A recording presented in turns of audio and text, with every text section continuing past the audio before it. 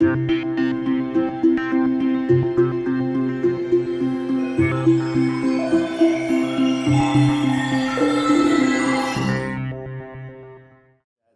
mille, buonasera, ou plutôt bonsoir. Je voudrais, avant de commencer, remercier Lucrezia Ercoli et Hermas Ercoli de tolérer pour la 3e fois que je m'adresse à vous en français. Mes progrès en italien sont absolument lamentables, comme vous pouvez l'entendre. Et voilà, je voudrais vraiment insister d'abord par ces remerciements.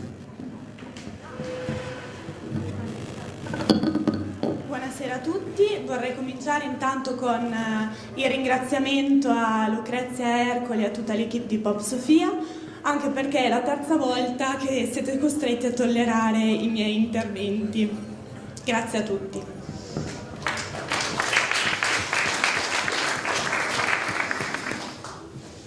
Ceux qui étaient déjà dans la salle précédente, vous avez pu écouter Simone Regazzoni évoquer les thèses principales d'un livre énigmatique et très très beau qu'il a publié il y a quelques années sur la question de la guerre contre le terrorisme, Stato di legittima difesa.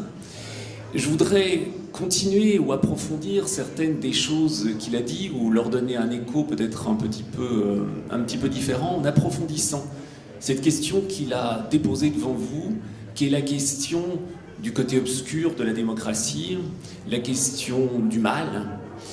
Cette question qui est une question qui nous plonge immédiatement dans les abîmes les plus profonds et les plus difficiles de notre tradition philosophique, théologique, métaphysique, et qui nous confronte à une figure qui, dans les pays de tradition catholique, a une présence très forte, qui est la figure du diable, figure qui a été inventée relativement tard dans notre histoire théologique, mais figure qui, par son nom même, définit quelque chose propre à notre relation à toutes les valeurs, quelles qu'elles soient. Le diable, le diabolus, le diabolon, en l'occurrence, c'est ce qui sépare. Et dans un monde, diabolon, c'est l'agent de la séparation. Et dans un monde qui est hanté en permanence par la nécessité ou la volonté d'affirmer quelque chose comme un bien, le bien de lui-même, le bien de sa civilisation, le bien de ses valeurs, etc., etc., le diable, bien loin d'être cet étranger absolu auquel nous serions confrontés du dehors et qui subitement deviendrait, de ce point de vue-là, ce que Carl Schmitt appelait l'ennemi, est en fait nul autre que l'ennemi intérieur, ce qui nous divise nous-mêmes, ce que nous secrétons nous-mêmes, comme le diable a été secrété par la propre hiérarchie des anges, une version différente de cette histoire. C'est à l'intérieur de notre propre tradition que le côté obscur, comme tous les amateurs de la saga Star Wars le savent, c'est à l'intérieur même de la force que le côté obscur travaille comme l'instrument par lequel le bien se divise lui-même en autre chose.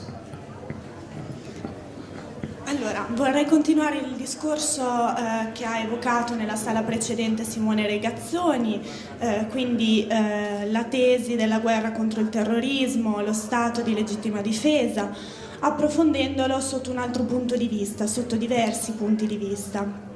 Intanto vorrei affrontare la questione, il lato oscuro del male. Il male nella tradizione filosofica, teologica, metafisica, questo male che ci confronta sempre con la nostra tradizione, con il nostro io, con il nostro modo di concepire il mondo. Ecco, il male come figura del diavolo, del diabolus, che nella nostra tradizione teologica è stata inventata abbastanza tardi. Diabolus è qualcosa che separa, che indica appunto una separazione, ma che indica allo stesso tempo la necessità di affermare un bene verso il quale siamo sempre chiamati a riflettere. Ebbene, qui vorrei riflettere sulla questione del male in quanto nemico che divide noi stessi, divide la nostra società, la nostra civiltà e quindi la questione del male fa appello a tutta una serie di altre questioni come quella della forza.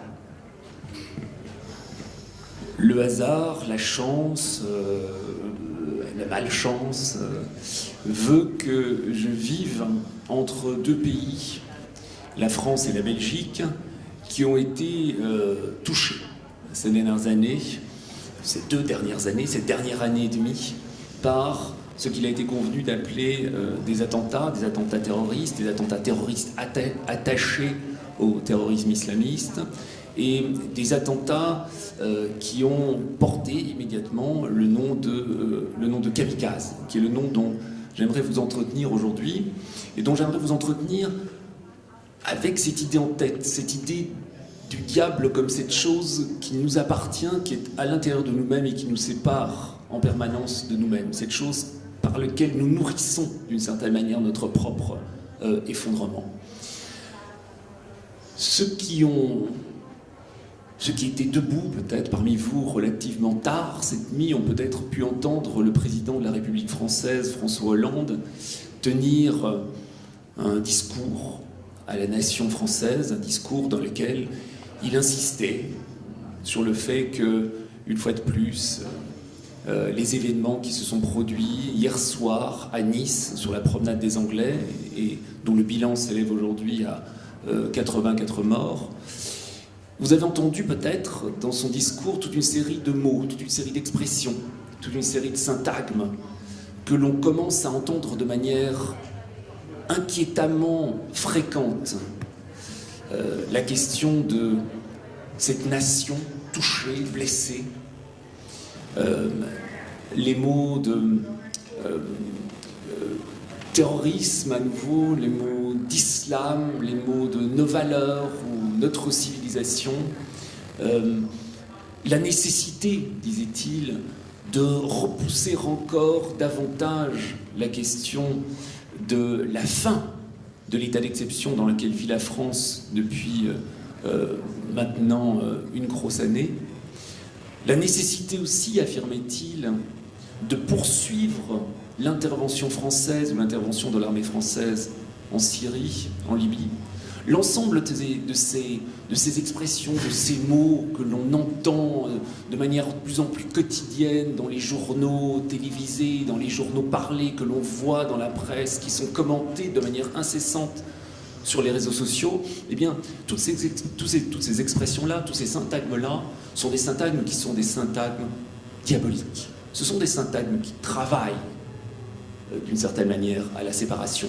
Et c'est ça que je vais essayer de vous déplier dans les quelques minutes qui suivent, en essayant de réfléchir à qu'est-ce que c'est qu'un kamikaze et qu'est-ce que le kamikaze a à voir avec le diable qui est en nous. Allora, il caso, la fortuna, non so cosa sia stato, hanno fatto in modo che io vivessi, che io abbia sempre vissuto tra due paesi, che sono la Francia e il Belgio. Ebbene, questi due paesi sono stati toccati più di una volta da tutta una serie di attentati terroristici collegati con il terrorismo islamico. E in tutta questa serie di attentati c'è sempre stata la solita figura chiave del kamikaze. Ecco, questa figura ci indica una cosa, che il diavolo, il male, ci appartiene, e questa riflessione nutre il nostro sconforto e ci porta a far naufragio in qualche modo, ad annegare. Il presidente François Hollande ha tenuto ieri sera tutta una serie di discorsi e ha insistito sugli avvenimenti accaduti ieri sera nella promenade des Anglais a Nizza. Ci sono stati, come ben sapete, 84 morti provocati da una persona che guidando un camion si è schiantato sulla folla. Ebbene, tutta questa serie di discorsi sempre più frequenti hanno fatto emergere una serie di sintagmi, di espressioni, di parole davvero inquietanti. Si parla di nazione ferita, di valori, i nostri valori, la civiltà, e gli attentati, il terrorismo, l'Islam, la necessità di spingere la fine dello stato di urgenza ancora più a lungo, il proseguimento di questo intervento in Siria. Ecco, i giornali, internet, la rete, i social network indicano tutta questa serie di necessità che indicano dei sintagmi diabolici. Perché? Perché in qualche modo indicano la separazione. Allora io vorrei cercare di interrogarmi proprio su questo, su che cos'è un kamikaze e che cosa rappresenta l'attacco di un kamikaze. L'histoire des kamikazes, pour ceux d'entre vous qui êtes férus d'histoire, le mot kamikaze, l'apparition du mot kamikaze sur la scène de la guerre mondiale, remonte à la toute fin de la Seconde Guerre mondiale, remonte au mois de juin 1945, remonte au moment où un amiral japonais décide et convainc l'état-major et décide de lancer ce qu'il appelle des unités d'attaque spéciale. Unités d'attaque spéciale qui seraient composées d'avions d'un type très particulier, un avion très léger, le Mitsubishi M6, surnommé Mitsubishi Zero. Avion dont le but, l'objet, serait de se lancer avec leur pilote à bord sur les navires de la flotte ennemie et de s'y écraser, chargés de bombes, tuant évidemment par hypothèse le pilote, mais aussi tentant d'accomplir, de réaliser les dégâts les plus violents qui soient. Vous connaissez cela très bien.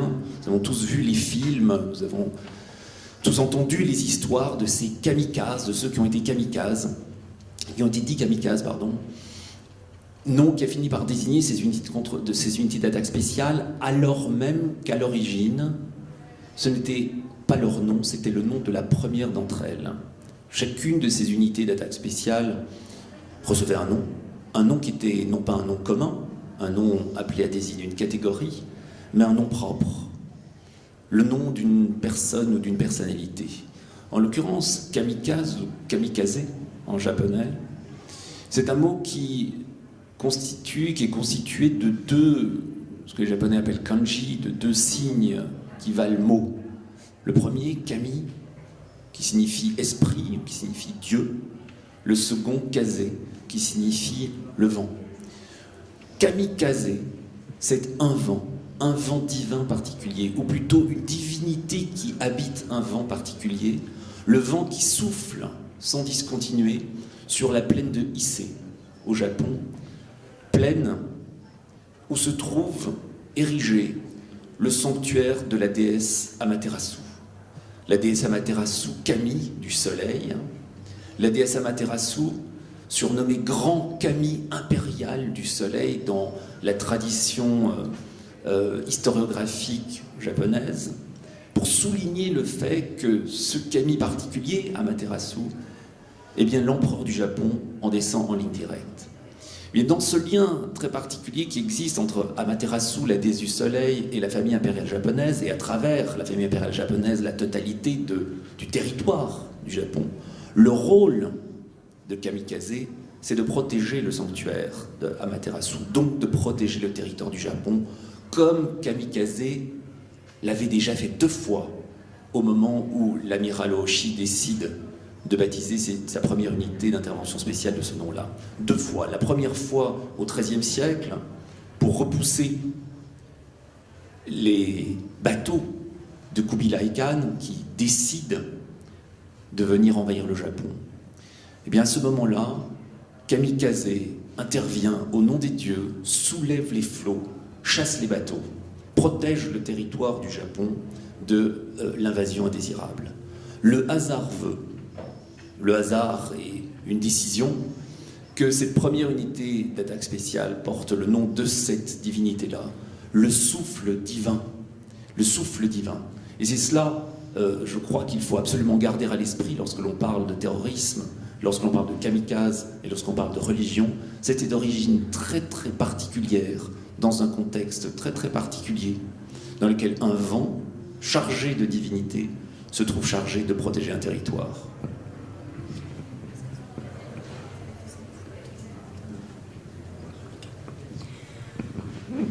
Ripercorrendo la storia della parola kamikaze, ricorderete tutti l'avvenimento della seconda guerra mondiale a giugno del 1945, in cui l'ammiraglio giapponese decide di lanciare delle unità di attacco speciali, M6, il cui scopo era quello appunto di colpire, di danneggiare le flotte nemiche. Ci sono stati dei film, pensiamo a Pearl Harbor, in cui però il pilota sapeva già di dover morire, quindi provocare la maggior quantità di danni possibili, prevedendo però la morte dello stesso attentatore. Tutti abbiamo sentito queste storie. Quello che però generalmente non si sa è che ciascuna di queste unità aveva un nome specifico, un nome proprio, diciamo. Ma l'unità che ha avuto la meglio, diciamo, a livello di appellativo è stata appunto l'unità kamikaze. Allora, la parola kamikaze è una parola giapponese formata da due segni, da due termini, che sono kami, che indica la mente, il dio, la divinità, e kaze, il vento. Quindi kamikaze significa vento divino, una divinità abitata da un vento purificatore. Questo vento era il vento che proteggeva il santuario della divinità Amaterasus, e questa divinità è importantissima nella tradizione storiografica, giapponese. Il ruolo quindi di kamikaze era proteggere il santuario, e questa divinità aveva agito purificando questo santuario attraverso questo vento purificatore che soffiava scacciando il nemico 2 volte. La prima volta nel XIII secolo, in cui il vento purificatore aveva spinto al largo i battelli degli invasori e aveva protetto appunto il Giappone dall'invasione.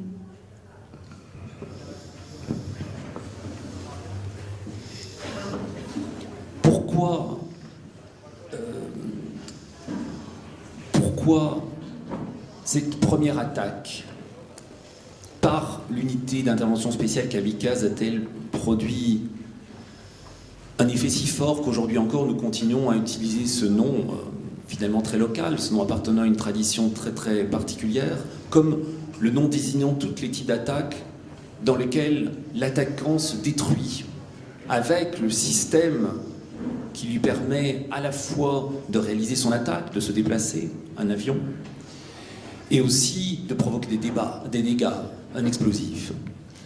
Après tout, ce n'était pas la première fois que des individus décidaient de se tuer dans une attaque terroriste et de le réaliser avec l'aide d'un instrument particulier, un instrument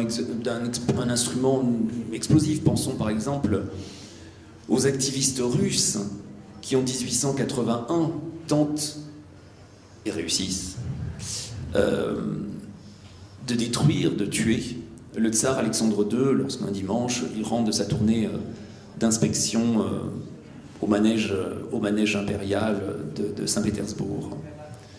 Que font-ils? Pour la première fois dans l'histoire d'une attaque terroriste, ils n'utilisent pas du poison, ils n'utilisent pas un poignard, ils n'utilisent pas carabine. Pour la première fois, ils utilisent quelque chose que l'on n'a jamais vu. Ils utilisent quelque chose doté d'un pouvoir de destruction extrême. Ils utilisent le produit d'une invention réalisée 20 ans plus tôt par Alfred Nobel, à savoir la dynamite. Pour la première fois, un dispositif explosif est utilisé pour attenter à la vie d'un souverain. Et pour la première fois aussi, les imbéciles ne sachant pas très bien quelles étaient les conséquences possibles de l'explosion, pour la première fois, des types se font sauter avec leur cible. Bon.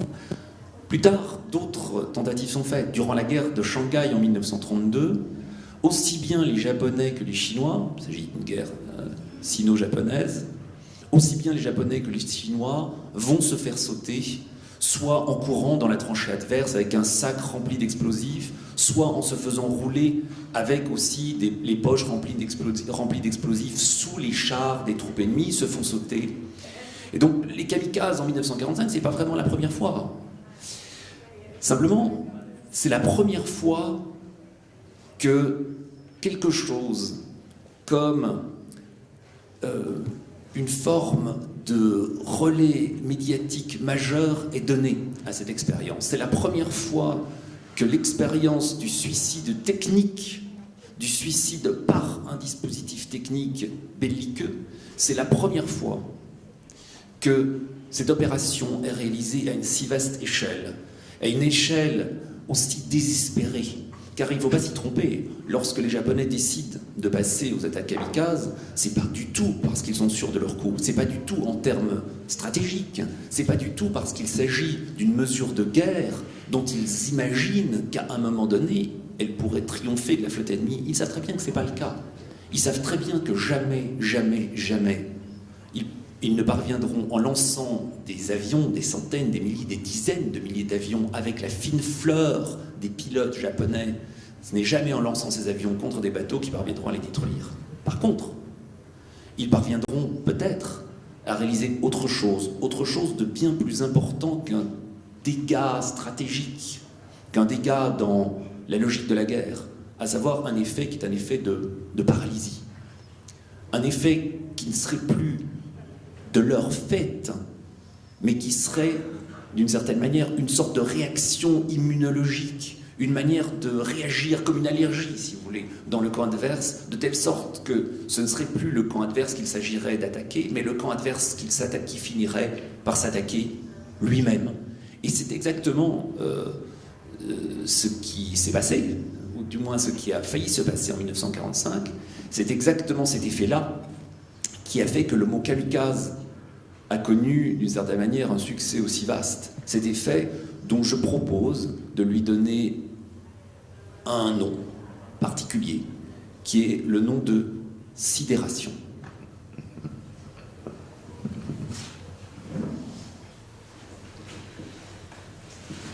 Allora, perché per la prima volta quindi si parla di kamikaze? Perché per la prima volta un attacco con un effetto così forte assume un nome che ancora oggi utilizziamo per indicare appunto la distruzione. Quindi il kamikaze era qualcuno che realizzava un danno e realizzava un attacco provocando danni enormi, ma non era la prima volta. Infatti nel 1881 gli attivisti per la prima volta non utilizzarono più un pugnale, un veleno per attentare alla vita di un sovrano, bensì utilizzarono un prodotto che era stato inventato da Nobel, la dinamite. E ci si faceva saltare in aria appunto grazie ad un dispositivo tecnologico. Questo stesso fenomeno accadde nel 1932 durante la guerra cino-giapponese, in cui appunto ci si faceva saltare in aria correndo nella trincea nemica con il proprio bagaglio, con il proprio sacco carico di esplosivo, oppure ci si faceva saltare attraverso appunto con gli esplosivi sotto i carri dei nemici. Eppure è la prima volta che qualche cosa, che un attacco di un kamikaze ha un seguito mediatico vastissimo, maggiore. Questo accade nel 1945, si tratta di un suicidio tecnico a vastissima scala, di un suicidio tecnico disperato, non strategico, non bellico. Queste persone sanno che non riusciranno mai ad annientare il nemico, a provocare danni talmente ingenti da distruggere il nemico, ma vogliono forse realizzare quello che io chiamo la siderazione, una sorta di paralisi, e quindi provocare una reazione immunologica simile ad un'allergia. Ed è questo che ha fatto, se vogliamo, il successo del termine kamikaze. Sidérer, la sidération. Qu'est-ce que c'est que la sidération? Le mot de sidération comporte une racine que vous comprenez peut-être. Sidérare, c'est quoi? Sidérare, c'est regarder les étoiles de telle sorte que cette vision, que la vision des étoiles, que la vision de la lumière que les étoiles donnent vous paralyse. Dans la tradition romaine, la paralysie et le jeu des étoiles était quelque chose qui était profondément ancré. Et la sidération, d'une certaine manière, c'est cela, c'est l'effet que quelque chose comme une explosion délirante, une explosion dont on se demande quelle est sa fin et quel est son objet, provoque en face une paralysie qui devient le prélude à une forme très particulière, une forme très douloureuse et très louche d'autodestruction. Et s'il s'agit de définir quelque chose comme un effet recherché d'une explosion kamikaze, cet effet porte de ce côté-là. Il porte du côté de la sidération, il porte du côté du moment où, face à vous, celui qui vous agressait, qui est plus puissant que vous, finalement commence à se poser une question quant à la possibilité qu'il a, disons, de partager ne fût-ce que la dimension la plus élémentaire avec vous-même. Un moment où l'excès de votre acte par rapport à toute raison guerrière, par rapport à toute raison tout court, devient tel que vous vous dites, mais au fond finalement, la seule chose à laquelle je puisse être confronté, eh bien, c'est une folie contre laquelle, au fond, je ne pourrai jamais rien. Mais, bon, la sidération, c'est quelque chose que nous connaissons bien, du reste. Nous avons l'habitude d'être sidérés. C'est quelque chose qui, effectivement, appartient du point de vue de l'histoire du kamikaze au domaine de la guerre, mais c'est quelque chose que nous connaissons bien également, au fond, dans nos vies. Parce que, qu'est-ce que la chose qui nous paralyse le plus, nous sidère le plus, si ce n'est précisément un certain régime de lumière qui, comme dans le cas du terrorisme kamikaze, associe à cette lumière quelque chose comme une destruction totale. Je vais vous raconter quelque chose qui se passe en 2012 et qui n'a apparemment aucun rapport avec toutes ces histoires de kamikaze. Ce jour-là, à la télévision américaine, une chaîne privée, Stephen Colbert, le host d'un show qui porte son nom, décide de se moquer d'un film de Roland Emmerich qui s'appelle 2012. C'est un film qui, pour ceux d'entre vous qui l'avaient vu, vous en souvenez peut-être, toute la carrière éminente de Roland Emmerich, immense réalisateur sous-estimé, dont chaque nouveau film n'a pour seul but de démontrer une nouvelle manière de détruire une nouvelle partie du globe, hein, une nouvelle manière de détruire la Maison Blanche, une nouvelle, etc., décide d'y aller pour le grand jeu et décide de détruire le monde entier. Donc c'est un film qui aboutit au fond à la destruction totale de la planète, à l'exception de quelques bateaux insubmersibles de milliardaires qui parviennent à s'en sortir. Enfin bon, c'est une autre histoire.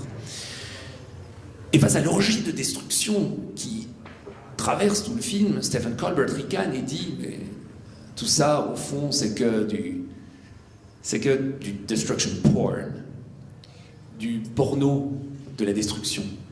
Et en disant ça, il retrouvait d'une certaine manière cette tradition romaine de la sidération dans ce rapport aux étoiles, rapport qui, je ne vous l'avais pas dit un instant, mais je vous le dis maintenant, pour les Romains, était un rapport profondément érotique.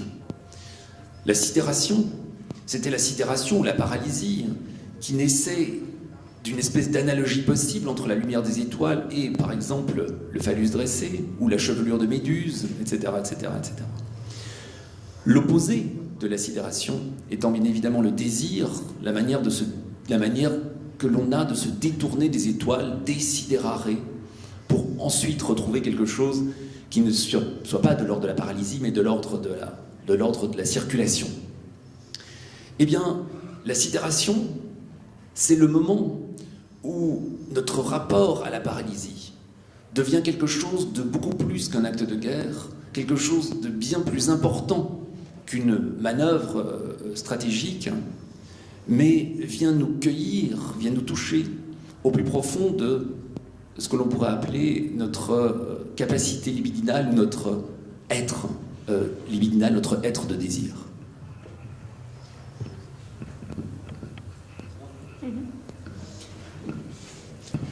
Cosa significa siderare, siderato, siderazione? La radice appunto è quella di siderare, guardare le stelle. Guardando le stelle la visione della luce ci paralizza, quindi siderazione si lega con paralisi. Nella tradizione romana indicava l'effetto di appunto qualcosa che esplode, qualcosa di magnifico, di talmente grande che ci paralizza e ci si chiede, ci si interroga sulla nostra finitezza, sul nostro essere limitati. Quindi la siderazione si lega con gli effetti della distruzione. Siderazione indica qualcosa che è più potente di noi, qualcosa che ci fa riflettere su noi stessi, sul nostro essere, sulla nostra essenza. Siamo quindi confrontati con qualcosa di eccessivamente grande, di eccessivamente al di là di noi, ad una follia in qualche modo, contro la quale siamo assolutamente impotenti. Abbiamo l'abitudine di essere continuamente siderati da qualcosa, da qualche fatto. Ebbene, la storia del kamikaze va ben al di là della parte bellica, della parte strategica, ma parla di noi, della nostra vita, ci fa riflettere su noi stessi, su questo essere limitati dell'uomo. Quindi questa luce abbagliante che si scatena dalla distruzione più totale. Ecco, vi racconterò un aneddoto che non ha apparentemente nessun rapporto con questo. Nel 2012 un critico americano sbeffeggiava un film chiamato appunto 2012, in cui si parlava di distruzione totale, di distruzione del globo, distruzione del pianeta e criticando questo film parlava di porno della distruzione e trovava appunto un aggancio con la tradizione romana. Infatti nella tradizione romana la parola siderazione è profondamente legata con qualcosa di erotico. A siderazione corrisponde, ab contrario, la parola desiderazione, quindi questo tentativo dell'uomo di distaccarsi in qualche modo e di tornare alla normale circolazione delle cose. Siderazione è quindi il momento in cui il nostro rapporto con la distruzione non chiama più in causa una strategia bellica, ma chiama in causa la parte più profonda dell'uomo, di noi stessi. Vous voyez se dessiner quelque chose là comme un complexe, qui est un complexe encore un petit peu désordonné, que je vais essayer de réordonner, ou d'ordonner de manière un petit peu plus serrée pour que, disons, ça forme quelque chose d'un peu compréhensible. Il y a d'une part un dispositif technique qui produit de la destruction. Il y a d'autre part l'effet de ce dispositif technique qui est un effet de lumière, un effet d'explosion lumineuse. Il y a ensuite la réaction face à l'effet de ce dispositif technique, réaction qui est celle de la sidération. Et ce que nous fait comprendre Stephen Colbert en utilisant le mot de destruction porn à propos de ce film de Roland Emmerich, C'est quelque chose qui a trait à la culture générale du blockbuster, qui est la culture dans laquelle nous nous trouvons tous plus ou moins pris. Qu'est-ce que c'est qu'un blockbuster? Le mot anglais le dit de manière très claire, blockbuster. C'est ce qui fait exploser le bloc au sens du bloc d'habitation.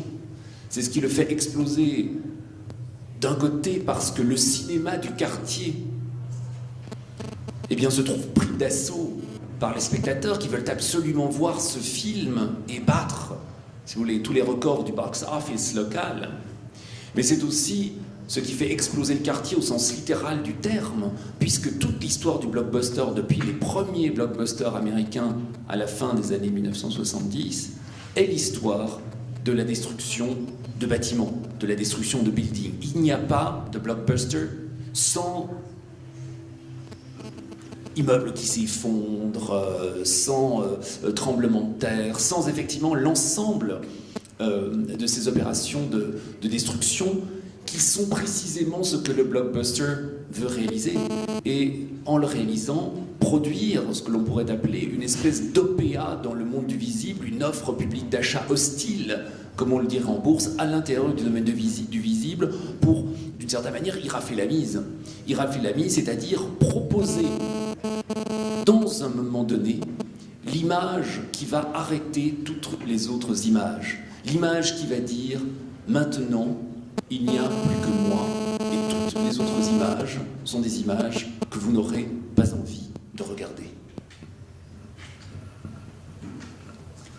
Quindi il dispositivo del kamikaze è qualcosa di molto complesso, qualcosa che ha una doppia movenza. In primo luogo si tratta di un dispositivo nichilista, un dispositivo che porta quindi all'annientamento, alla distruzione di qualsiasi cosa, ma in secondo luogo provoca questa esplosione di luce, questa esplosione luminosa. Quindi il dispositivo tecnico che poi porta alla reazione, a quella reazione che avevamo chiamato siderazione, questa sorta di paralisi.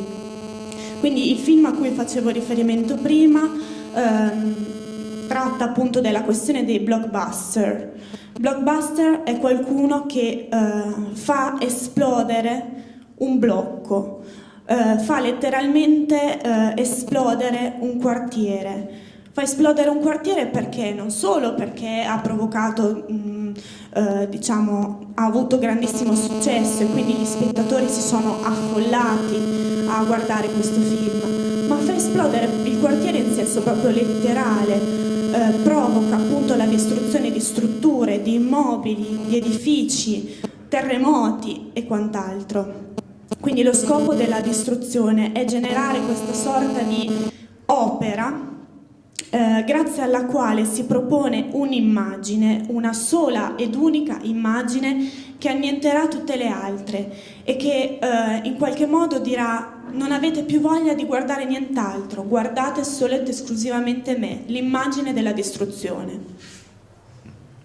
La sidération, d'une certaine manière, c'est ça, c'est l'espèce de jouissance très particulière que nous avons à être saisis par une image qui nous paralyse dans le moment d'une explosion, dans le moment d'un flash explosif, semblable à celui d'une explosion, parce que l'explosion nous confronte, cette sidération nous confronte à un régime de force, un régime d'intensité, qui est un régime absolument incommensurable avec ce que nous sommes capables ou ce que nous serions capables de produire par nous-mêmes.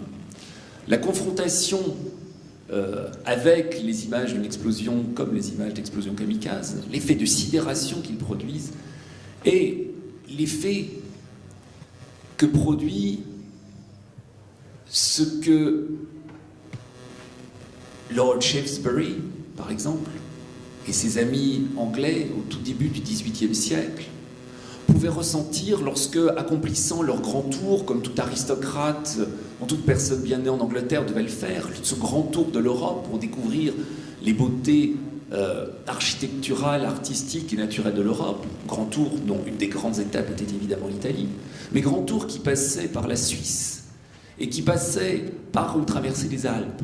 Eh bien, le sentiment qu'exprimaient Shaftesbury ou Addison ou d'autres lorsqu'ils regardaient les Alpes depuis le lac de Genève, C'était un sentiment auquel ils ont donné un nom très particulier, qui était le nom de sublime. Le sublime, c'est quoi? Le sublime, c'est le spectacle de la force tellement grande qu'elle nous ramène, nous, en tant qu'êtres humains, dans le lieu même de notre finitude, dans le lieu même de notre faiblesse. D'une certaine manière, on pourrait dire que être sidéré, c'est ça. Être sidéré, c'est faire l'expérience du sublime. C'est être paralysé par le spectacle du plus grand que nous. Allora, la siderazione provoca una sorta di godimento.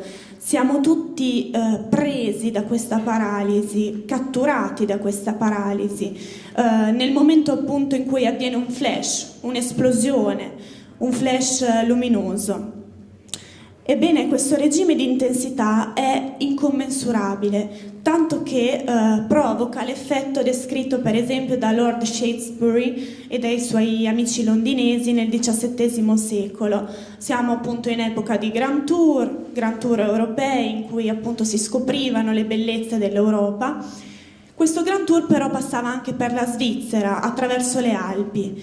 Ebbene, Lord Shaftesbury dal lago di Ginevra parla di uno spettacolo che ha una forza sublime. Ecco, il sublime è quella forza che è talmente grande che sorpassa i limiti umani e che quindi ci riporta a riflettere su noi stessi, sulla nostra finitezza in quanto esseri umani.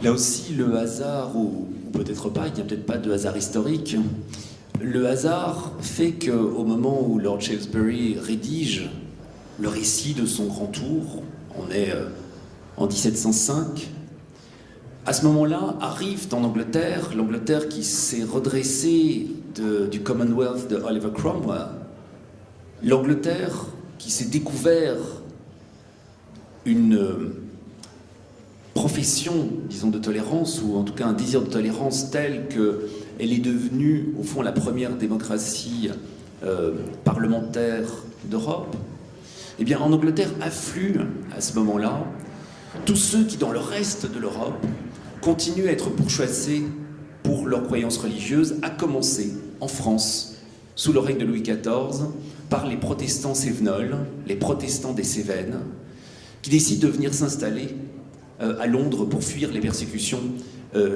issues de la révocation de l'édit de Nantes. Le problème, c'est que ces protestants cévenols sont des gens très spectaculaires. Leur foi, contrairement à ce que l'on connaît des protestants, est une foi extrêmement visible. Ils multiplient les prophéties, ils multiplient les déclarations apocalyptiques, ils multiplient aussi les simulacres de possession. Et tout cela trouble les gens bien éduqués de Londres, commencent à se disputer. Certains trouvent ça très bien, et puis d'autres considèrent que c'est vraiment complètement abominable. Et donc prennent position. Et pendant quelques années, au tout début du XVIIIe siècle, près de 240 libelles défendant l'une ou l'autre position sont échangées jusqu'à ce qu'en 1708, un procès soit adressé à ces protestants cévenols, procès dans lequel Shaftesbury intervient à nouveau, avec une lettre à une grande figure de l'Angleterre, de l'époque, lettre dans laquelle il ne prend pas la défense des protestants, mais il tente de dire il faut être clément avec ces gens, parce que si on n'est pas clément avec ces gens, ça va être pire que tout. On va en faire des martyrs, etc., etc. C'est horrible. Donc il faut être clément. Mais ce qui est intéressant, c'est pas tellement ce que Shaftesbury demande ou suggère à son ami Lord, c'est le titre même de la lettre. Cette lettre de 1708, elle s'appelle « Lettre sur l'enthousiasme ». « A letter on enthusiasm ». Car c'est ce nom-là que les protestants cévenols reçoivent de la part de la bonne société anglaise. On les appelle les enthousiastes. Les enthousiastes, c'est-à-dire en grec, ceux qui sont possédés par le souffle divin, enthusiasmos. Là aussi, un mot qui n'est pas nouveau, puisque c'est un mot qui a servi à plusieurs reprises à qualifier l'excitation religieuse de toute une série de sectes, les sectes euchites au IXe siècle, les anabaptistes et jusqu'aux protestants cévenols. Enthousiasmos, ceux qui sont traversés par le souffle divin, c'est-à-dire la traduction grecque, littérale et avant la lettre, du mot kamikaze.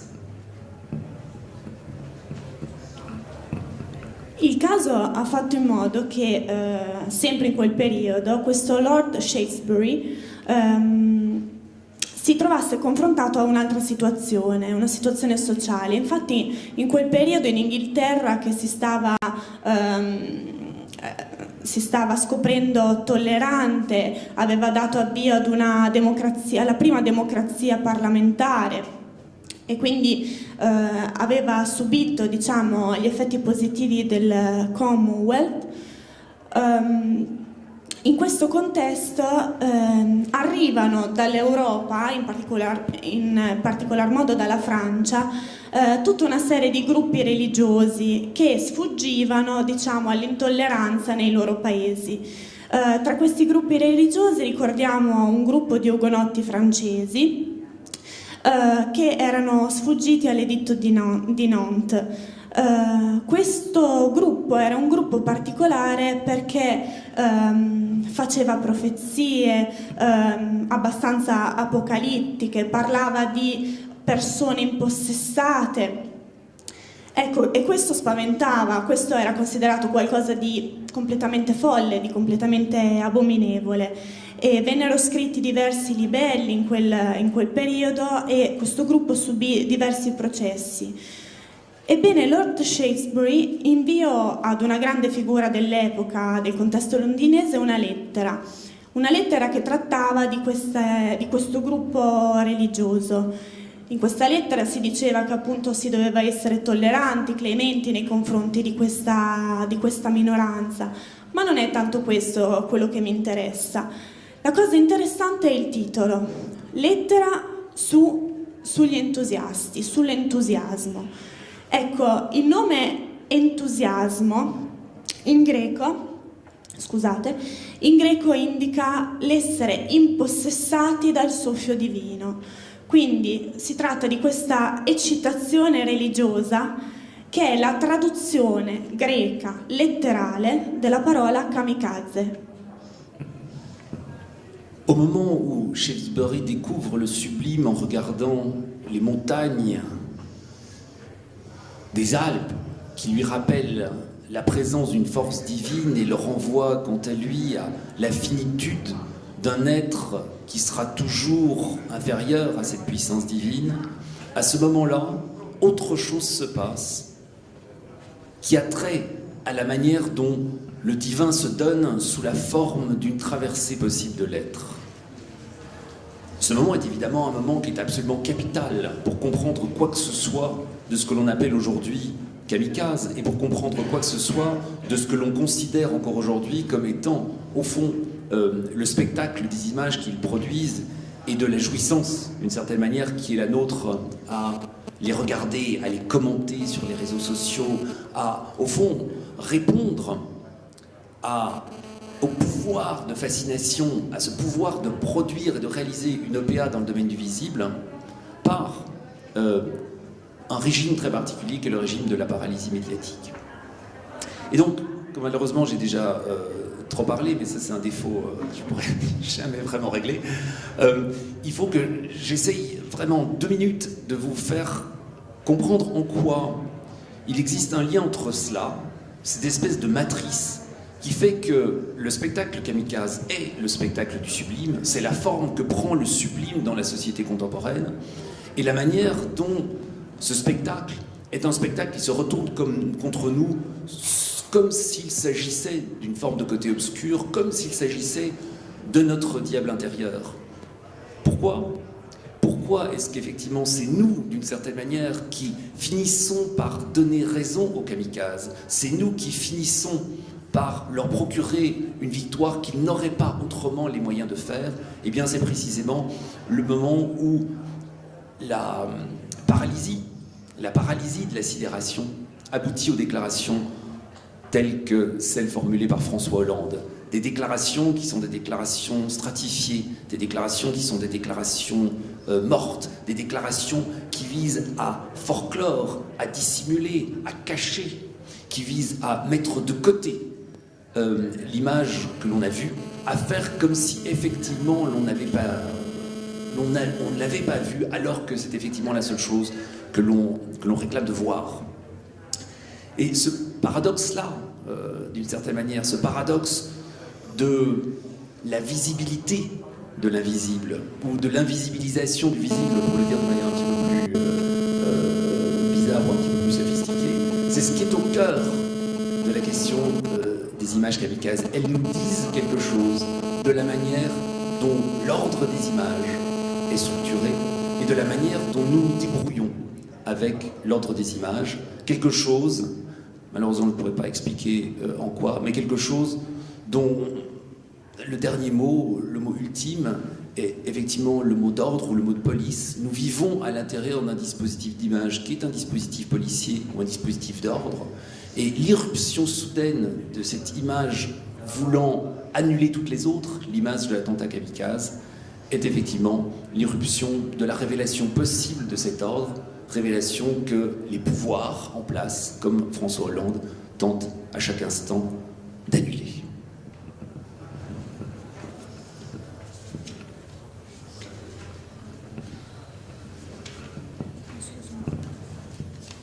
Scusate.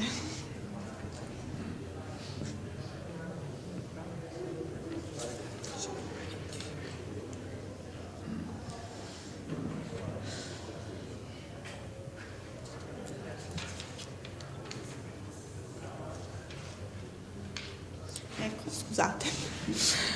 Allora, quindi quando Lord Shakespeare parlava appunto del sublime delle montagne, di questa forza divina che richiama alla finitudine umana, succede un'altra cosa. Ci si rende conto del godimento che l'uomo prova di fronte, diciamo, allo spettacolo del sublime.